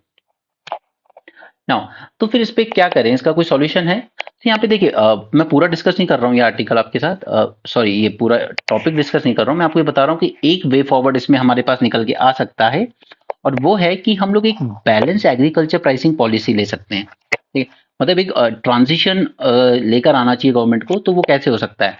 पहली बात तो कि ठीक है, फार्मर्स मांग रहे हैं ना 50% मोर देन दी कॉम्प्रिहेंसिव कॉस्ट, ओके, तो वो दे दीजिए। ठीक है, यानी कि सी2 प्लस 50% पर गवर्नमेंट को दे देना चाहिए। और अभी मैं आपको इंडियन एक्सप्रेस अभी जब कराऊंगा आगे उसमें बताऊंगा भी, तो गवर्नमेंट ने अभी जो दे रखी है ना एमएसपी, वो ऑलरेडी सी2 प्लस 50% से ज्यादा है, लेकिन किसी रीजन के लिए, जैसे पंजाब मध्य प्रदेश में जो इनपुट कॉस्ट आ रही है उस हिसाब से ठीक है, लेकिन दूसरे रीजन के हिसाब से नहीं है। अभी हम उस टॉपिक पे भी आएंगे इंडियन एक्सप्रेस में। Expansion of MSP criteria, the average expenditure incurred by farmer on education and health services for his family must also be factored in when MSP is determined. Now see, government employees जो होते हैं या government teachers हैं, officers हैं, ठीक है, उनको अलग से दिया जाता है ना एजुकेशन एक्सपेंसेस, हेल्थ एक्सपेंसेस। तो हेल्थ और एजुकेशन एक्सपेंसेस तो फार्मर की भी तो होते हैं ना, राइट। वो टीचर है या वो सरकारी ऑफिसर है, वो कुछ पब्लिक को सर्विस दे रहा है, ठीक है, तो वो कह रहा है कि मैं सरकार के काम कर रहा हूँ तो मुझे ये सब मिलना चाहिए। तो फार्मर भी तो देश के लिए अनाज पैदा कर रहा है ना, तो उसको भी दीजिए फिर आप, उसके बच्चों को भी एजुकेशन चाहिए, उसकी फैमिली को भी हेल्थ सर्विस चाहिए। तो आप एमएसपी के क्राइटेरिया को थोड़ा एक्सपेंड कीजिए, जो हेल्थ और एक्सपेंड एजुकेशन के एक्सपेंसेस होते हैं उसको भी मिलने चाहिए फार्मर को भी, जैसे कि बाकी गवर्नमेंट एम्प्लॉयज को मिलते हैं। Next is price deficiency. ये जो हमने वहां पे बात की थी आपसे, जो रियल पेमेंट की बात की थी, कि जैसे आपने कुछ एमएसपी अनाउंस की, लेकिन मंडी में सपोज कीजिए कि रेट इस वक्त एमएसपी से नीचे चल रहे हैं, ओके, तो एमएसपी अगर अनाउंस किया आपने 2200, मंडी में रेट चल रहे हैं 2000, तो डिफरेंस कितना आया? 200 रुपए का। ठीक है, फार्मर कह रहा है कि मुझे 2200 रुपए दो, 2200 दो मुझे एमएसपी के, बट मंडी में जो ट्रेडर्स हैं वो कह रहे हैं हम 2000 ही दे पाएंगे। ठीक है, तो बीच में 200 रुपए का लॉस हो रहा है उसको एमएसपी से नीचे। तो ये 200 रुपए का जो डिफरेंस है, ये गवर्नमेंट डायरेक्टली बेनिफिट ट्रांसफर करते उसके बैंक अकाउंट में फार्मर के। ठीक है, तो उसको मिल गए पूरे 2200, मंडी पे ट्रेडर ने ले लिया अपना 2000 पे, राइट, ये करने के लिए। और इसको कहते हैं भावांतर योजना, यानी भाव में जो अंतर आया। ठीक है, ये लॉन्च करने वाला पहला स्टेट बना था मध्य प्रदेश। तो ये दो तीन वे आउट हैं जहां से गवर्नमेंट शायद इनके साथ कुछ एग्रीमेंट कर सकती है। ओके, आगे चलते हैं। देखिए एमएसपी की आप टेंशन ना लीजिए, आज या कल में ही इस पर हम मेंस 450 प्लस में एमएसपी पे एक सेपरेट सेशन करेंगे, तो और चीजें क्लियर हो जाएंगी। बट ये सब समझा के मैं आपको सिर्फ उसके लिए तैयार कर रहा हूँ, ठीक है, एक बेस तैयार कर रहा हूँ ताकि आप पूरी तरीके से ब्लाइंड ना हो उस चीज के लिए। ये सब बार बार मत प्रिया कीजिए कि Covid vaccine this and that. यहाँ से रिलेटेड 3 वैक्सीन थी जिसमें रिलेटेड पीआईबी में उस गवर्नमेंट ने दिया था कि कौन सी वैक्सीन किससे बनी है, वो मैंने आपके साथ टेलीग्राम ग्रुप में शेयर किया था। ठीक है, तो आप वहां से देख लेना, वो डेफिनेटली आपको मैच द फॉलोइंग में आ सकता है प्रीलिम्स में। ओके, उसका ग्रुप का नाम आपको पता ही है, इजी एज पाई यूपीएससी। ठीक है, टेलीग्राम चैनल है, आप वहां पे जरूर देखें, क्योंकि कई चीजें होती हैं जो पीआईबी वगैरह अलग से अगर मुझे देनी होती है तो मैं डायरेक्ट उसको टेलीग्राम ग्रुप में पोस्ट कर देता हूँ, मैं उस पर अलग से वीडियो नहीं बनाता बार बार। लिविंग फॉसिल, लिविंग फॉसिल किसको कहते हैं? पहले आप इस जानवर को देख लीजिए, दिस, दिख रहा है क्रैब जैसा, राइट, थोड़ा थोड़ा क्रैब जैसा दिख रहा है, right? ये है हमारा लिविंग फॉसिल। ना, जो एनवायरमेंटलिस्ट ग्रुप हैं यूएसए में, वो कह रहे हैं कि इसको एंडेंजर्ड स्पीशीज माना जाए। ठीक है, अमेरिकन हॉर्सशू क्रैब कहते हैं इसको। अमेरिकन हॉर्सशू कैट, इसको एंडेंजर्ड माना जाए ताकि इसको प्रोटेक्ट किया जा सके। अब इसको लिविंग फॉसिल क्यों कहते हैं? पहले तो इसको कमर्शियली हार्वेस्ट किया जा रहा है फॉर मेडिकल बायोमेडिकल यूज, और इसके हैबिटेट लॉस और क्लाइमेट चेंज की वजह से इसकी पॉपुलेशन तेजी से डिक्रीज होती जा रही है। ठीक, स्पाइन टेल्ड होती है, सी क्रीचर्स होते हैं, ये मिलते हैं डेलावेयर वे एस्चुरी में जो कि यूएसए में आती है। ठीक है, याद रख लीजिए, कई बार यूपीएससी क्वेश्चन फ्रेम कर लेता है इन पर। Okay, those strands are tied to stress on other marine species that feed on their larva and eggs. इनके जो लार्वा और एग होते हैं उस पर दूसरे marine species फीड भी करते हैं, तो इनका जो लॉस हो रहा है उस वजह से दूसरे स्पीशीज का भी लॉस हो रहा है, जैसे रूफा रेड नॉट। ओके, माइग्रेटरी शोरबर्ड होता है, ये दूसरा एनिमल है जो न्यूज में आया है। Classified not as a true crab but as a marine arthropods closely related to spider or scorpion. Horseshoe crabs are among the oldest living creatures on the earth, इसलिए इनको कहा जाता है लिविंग फॉसिल। ठीक, सबसे ओल्डेस्ट लिविंग क्रीचर्स हैं ये world में। फार्मास्यूटिकल कंपनीज को इनकी क्या जरूरत पड़ती है? इनका पहली बात तो इनका ब्लड होता है ब्लू कलर का, this is one point you should remember. Okay, and it contains a clotting agent used to test drugs and medical devices for bacterial endotoxins. Okay, blue coloured होते हैं और इनको यूज किया जाता है for pharmaceutical testing. Next is, दो 18 to 15 10 to 15% of harvested animals died during this process. अब ये लोग इसको लेबोरेटरी में लाते हैं, उनका ब्लड एक्सट्रैक्ट करते हैं, राइट। ब्लड एक्सट्रैक्ट कर लिया आपने, उसके बाद आप उनको एटलीस्ट जिंदा तो छोड़िए, ठीक है, बट इस प्रोसेस में कुछ लोग मर जाते हैं, तो अगर इसको एंडेंजर्ड का स्टेटस दे दिया जाएगा तो एटलीस्ट कंपनीज विल एंश्योर कि इनका हम जो ब्लड रिट्रीव करने की कोशिश कर रहे हैं उसमें इनकी जान ना जाए। The creature also face growing habitat loss from ocean front development, dredging, pollution, coastal erosion, and sea level rise linked to global warming from increased greenhouse gas emissions. Okay, mass die-off भी observe किए गए। Okay, so that's it about the Hindu. अब चलते हैं Indian express पर।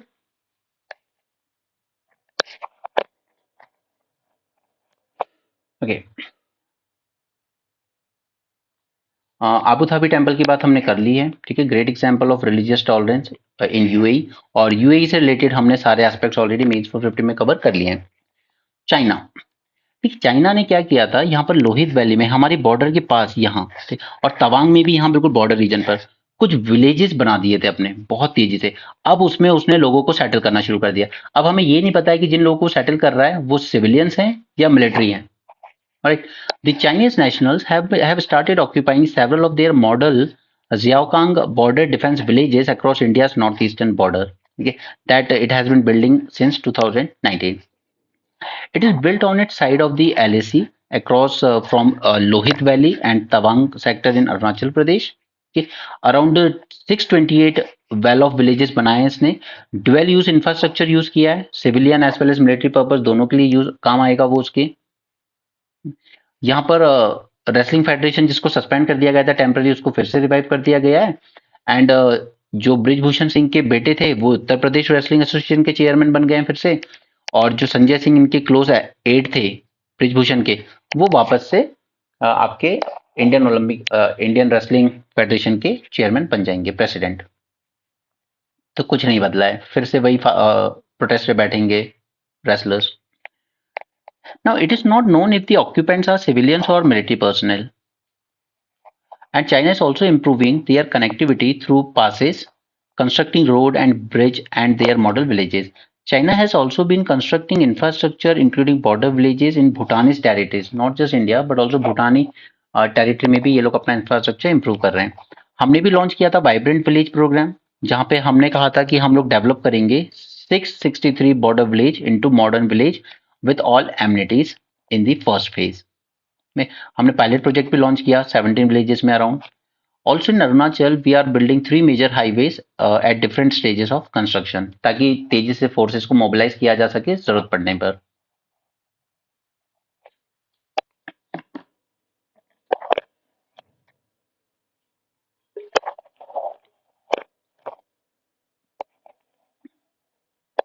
Now see, कल मैंने आपको कहा था कि ईवीएम में जब टेस्टिंग करते हैं ना, शुरू करने से पहले उसको हम कहते हैं फर्स्ट लेवल चेक। तो उसमें कई बार काफी सारी गलतियां होती थी, जैसे वोट किसी और पार्टी को दे रहे हो, गलती से बीजेपी को जा रहा है। और एक पैटर्न जो देखने को मिला सबसे ज्यादा, कभी ऐसा नहीं हुआ कि बीजेपी का बटन दबाया और वोट किसी और पार्टी को गया हो, नहीं, हर केस में रिपोर्ट यही आई कि दबाया किसी और को, गया बीजेपी को। तो यहाँ पर एक आरटीआई के थ्रू इन लोगों ने बात भी निकाली है, जहां पर higher rate of EVM breakdown ahead of 2019 Lok Sabha elections. A set of documents obtained by RTI activists revealed that in run-up to 2019 Lok Sabha polls, there were concerns within Election Commission over relatively high rate of EVMs part failing during first level check. ये first level check किया जाता है under supervision of district election officer. Okay, और ये EVM बनाता है पूरा Bharat electronics limited and electronics corporation of India limited. फिर इसी को भेजा जाता है वापस रिपेयर करने के लिए.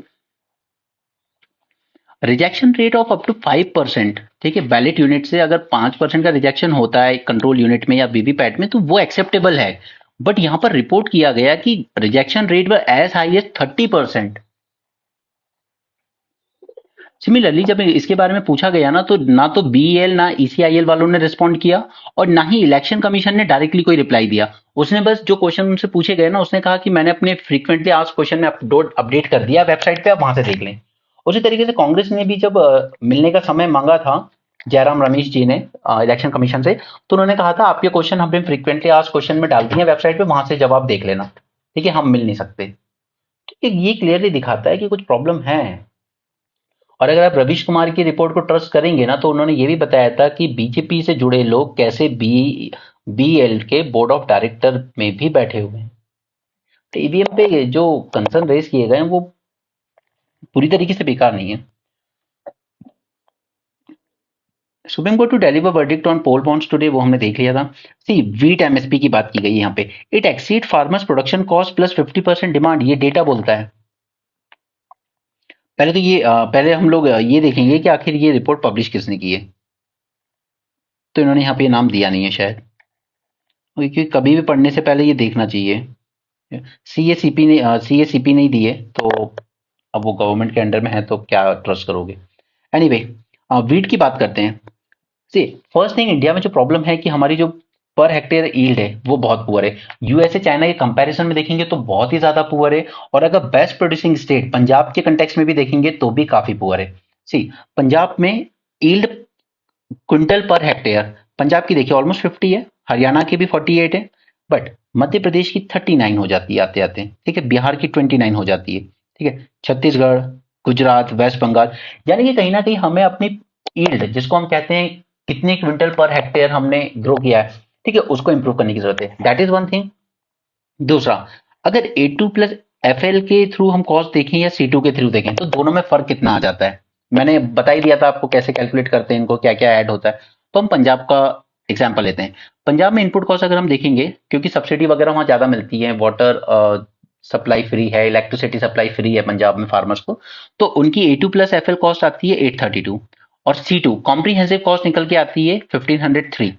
राइट, और अभी जो सेंटर ने अनाउंस किया गया है, सेंटर ने जो अनाउंस की है एमएसपी वीट पे 2275 रुपीज पर क्विंटल, तो A2 प्लस FL से देखेंगे तो 113% ज्यादा मिल रहा है आपको प्रॉफिट. अगर आप C2 भी डिमांड कर रहे हो पंजाब में तो C2 के हिसाब से भी आपको 51% ज्यादा मिल रहा है. राइट, तो ये जो फार्मर डिमांड पे बैठे हैं कि हमें C2 प्लस 50% दीजिए, तो पंजाब में तो मिल रही है, यहां भी मिल रही है. चलो इन स्टेट्स में 50% नहीं मिल रहा, ठीक है, इन किसी भी स्टेट में नहीं मिल रहा, जबकि बेचारे महाराष्ट्र के फार्मर जहां पे सबसे ज्यादा सुसाइड रेट देखे जाते हैं, उनकी हालत तो और ज्यादा खराब है यार. उनकी C2 कॉस्ट देखिए 2735 और एमएसपी कितनी है 2275, तो वो तो लॉस में जा रहे हैं उल्टा. इसीलिए पंजाब हरियाणा की जो किसान है वो थोड़े प्रॉस्पेरस हैं, जबकि आप महाराष्ट्र देखिए, हिमाचल देखिए, इनकी फार्मर्स लॉस में जा रहे हैं. प्लस 50% प्रॉफिट तो दूर की बात है, वो तो अपनी जो इनपुट कॉस्ट है वो भी नहीं निकाल पा रहे हैं. राइट, अगर A2 प्लस FL जिसपे आप अभी अनाउंस करते हो, हम महाराष्ट्र की वो भी कंसिडर करेंगे तो भी लॉस प्रॉफिट देखिए जस्ट 3.64%. इतना तो उसने लोन ले रखा होगा कहीं ना कहीं से, इसलिए महाराष्ट्र में इतने सुसाइड केस आते हैं. इसलिए ये ग्राफ समझना जरूरी है आपके लिए.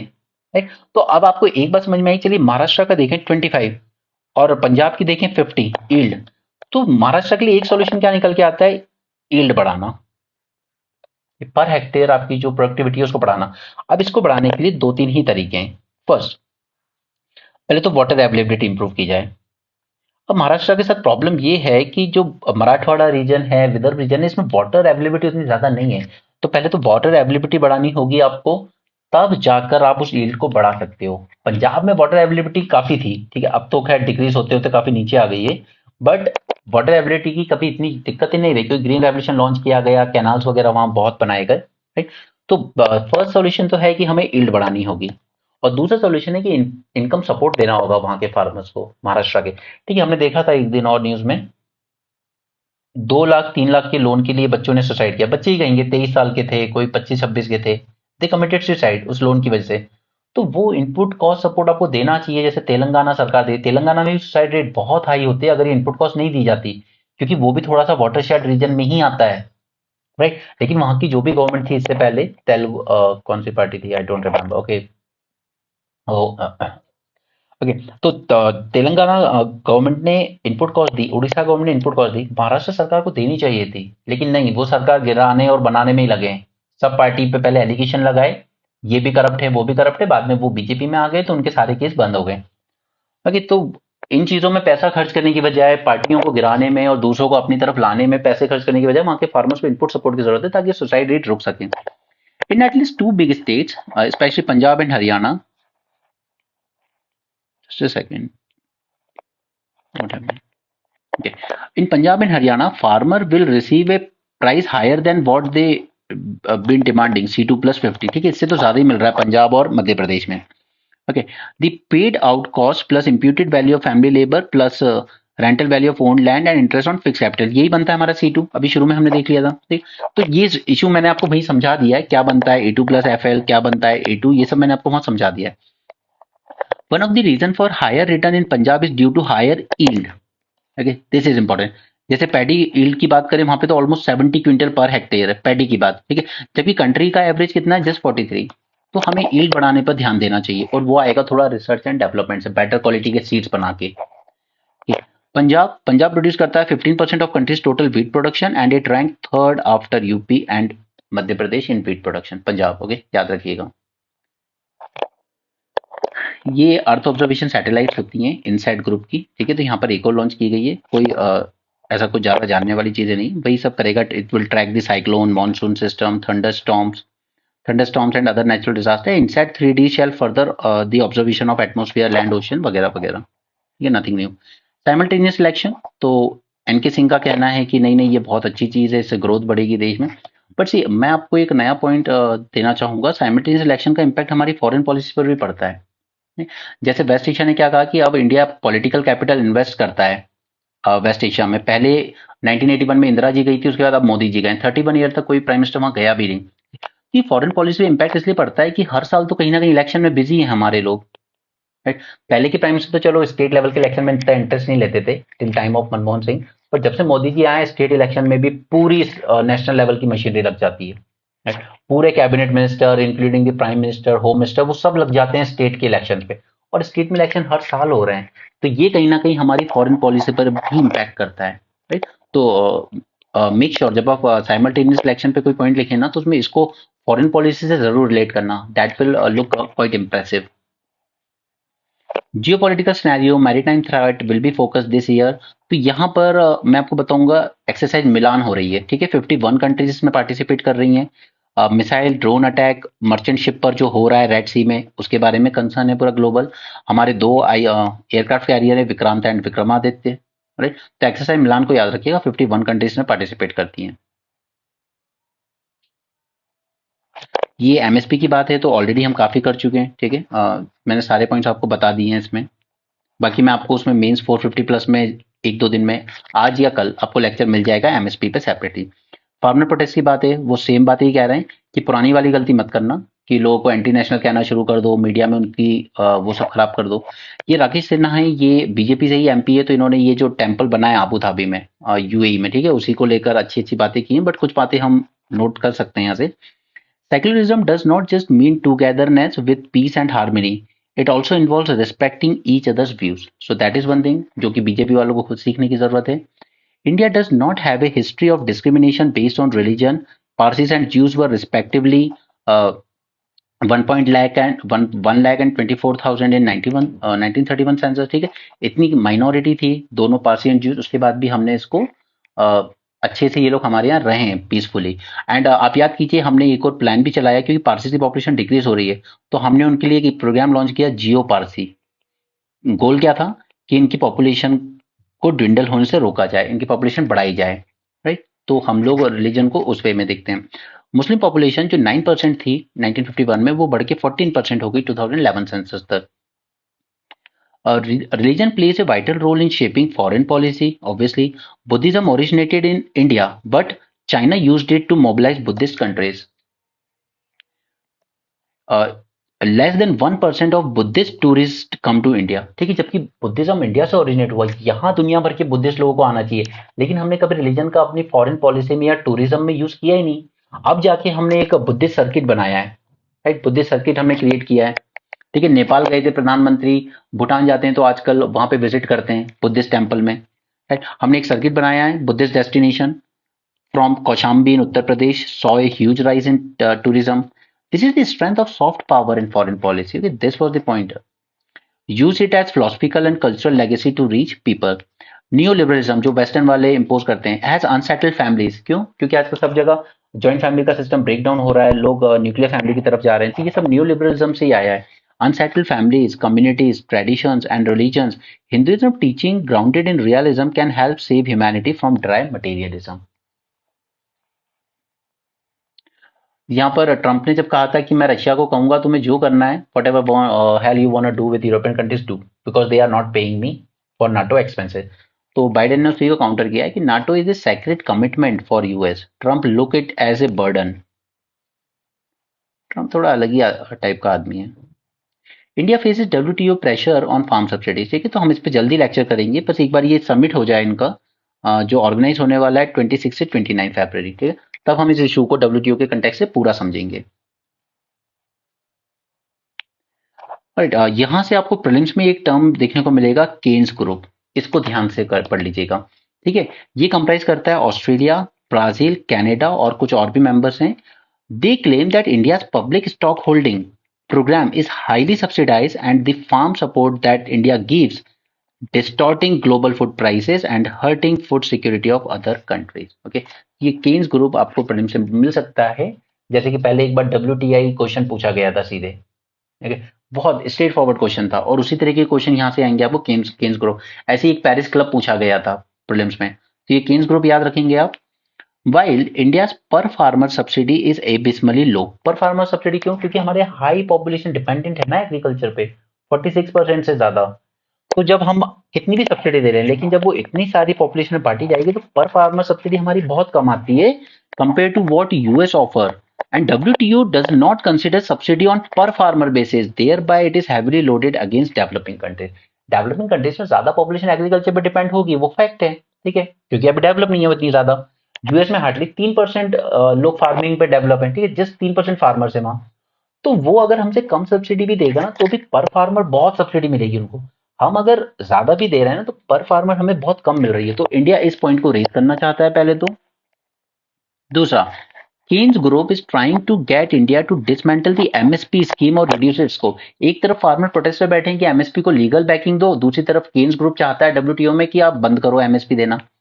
India cannot be dragged into a dispute over its subsidies as it is protected by the peace clause. ये जो 2013 में आया था ना बाली मिनिस्ट्रियल में, पीस क्लॉज टेम्पररी प्रोविजन है, ठीक है, बट ये क्लॉज थोड़ा एम्बिग्यूअस है, इसलिए India is open to face dispute. आप डिस्प्यूट रेज तो कर सकते हो, लेकिन इंडिया पे किसी तरह की लीगल प्रोसीडिंग्स इंस्टीट्यूट नहीं कर सकते, क्योंकि अभी हम प्रोटेक्ट हैं पीस क्लॉज से। 10% सब्सिडी अलाउ है हमें, क्योंकि हम डेवलपिंग है, डेवलप होते हैं तो 5%। इंडिया की डिमांड क्या है? India has not only pushed for measure to amend the formula to calculate the food subsidy cap, वही 1986 वाले प्राइसेस रेफर करते हैं ये लोग अभी भी, but also to include programs implemented after 2013 under the ambit of peace clause। ठीक है, जैसे हमने प्रधानमंत्री गरीब कल्याण योजना चलाई, ठीक है, तो अब क्योंकि ये तो 2013 के बाद लॉन्च किया हमने, तो इसको इंक्लूड नहीं किया जाता, तो इंडिया चाहता है इनको भी इंक्लूड करो पीस क्लॉज में, इसको चैलेंज मत करो, ठीक है, पीस क्लॉज में इंक्लूड करो ताकि चैलेंज ना की जाए। Petroleum product export from Europe, from India to Europe 18 month low पे चले गए। क्यों? All because of Houthi rebels. ठीक है, तो वहां की कंपनीज जो है वो इंडिया से इंपोर्ट करने पे ज्यादा इंटरेस्टेड नहीं है। इंडिया इंपोर्ट करता है क्रूड ऑयल, फिर उसको इंडिया में लाता है, फिर उसको रिफाइनरी में ले जाएगा, वहां से सब कुछ बन के आएगा, petrol, diesel, kerosene, wax and all. Okay, फिर हम लोग वापस से एक्सपोर्ट करते हैं यूरोप को। तो ये हमारे एक्सपोर्ट पे असर डाला है साउदी रेबल्स ने। 16 finance commission chaired by Arvind Panagariya. ठीक है, अब इसकी जब टर्म्स वगैरह सब निकल के आ जाएंगे तब हम इसको डिस्कस करेंगे मेंस 450 प्लस में। ठीक है, सदन स्टेट्स ने तो अभी से अपना कंसर्न रेज किया है इस पे कि पॉपुलेशन एक बहुत बड़ा वेटेज रखता है यहाँ पे। The blurring line between makers of Jain AI software and so, ये इसमें देखिए इसमें ऐसा कुछ नहीं है जो आपके एग्जाम पॉइंट ऑफ व्यू से काम में आएगा। जो भी काम की चीजें हैं वो बस आपको प्रीलिम्स में ये याद रखना है, ओपन एआई का है चैट जीपीटी और गूगल का है बार्ड। बाकी यहाँ पर ऐसा कुछ नहीं है जो आपके काम है। कंज्यूमर सेंटिमेंट्स मतलब रूरल एरियाज में डिमांड कम है, वो सब अगेन नॉट इम्पॉर्टेंट। यहाँ पर फीचर सिग्निफिकेंस बताएं इस टेम्पल के, कोई नहीं पूछ रहा आपसे एग्जाम में, no one is going to ask you all that thing. बाकी बाकी स्पोर्ट्स न्यूज है, ठीक है। तो मैं आपको मेंस फॉर 50 प्लस में इसे मैं आपके साथ एमएसपी पे डिस्कशन करूंगा, ठीक है, आज या फिर कल। जस्ट अ सेकंड यार, इसको क्या हो जाता है। मैं आपके साथ एमएसपी पे डिस्कशन करूंगा, क्या इसको लॉ बनाने की जरूरत है या नहीं है। और उसके अलावा मैंने आपके साथ 6 शेड्यूल डिस्कस किया था प्रीलिम्स रिवीजन वीडियो में, ठीक है। तो मैं अब इसको आपको मेंस के साथ डिस्कस करूंगा। तो इन दोनों पे मैं आपको मेंस 450 प्लस में सेपरेट सेशन आज रात को या फिर कल मॉर्निंग में आपको मिल जाएगा, okay. And do join the mains course. अगर आप रिवीजन सीरीज ज्वाइन करना चाहते हैं तो आप टेलीग्राम ग्रुप पर देख सकते हैं उसकी सारी चीजें। और बाकी आपसे मेंस 450 प्लस प्रोग्राम ज्वाइन करना चाहते हैं, that just come at 1000 rupees monthly, okay, that cost you less than 10 rupees a day. So that's it for this session. Thanks for joining. Have a great day and keep learning.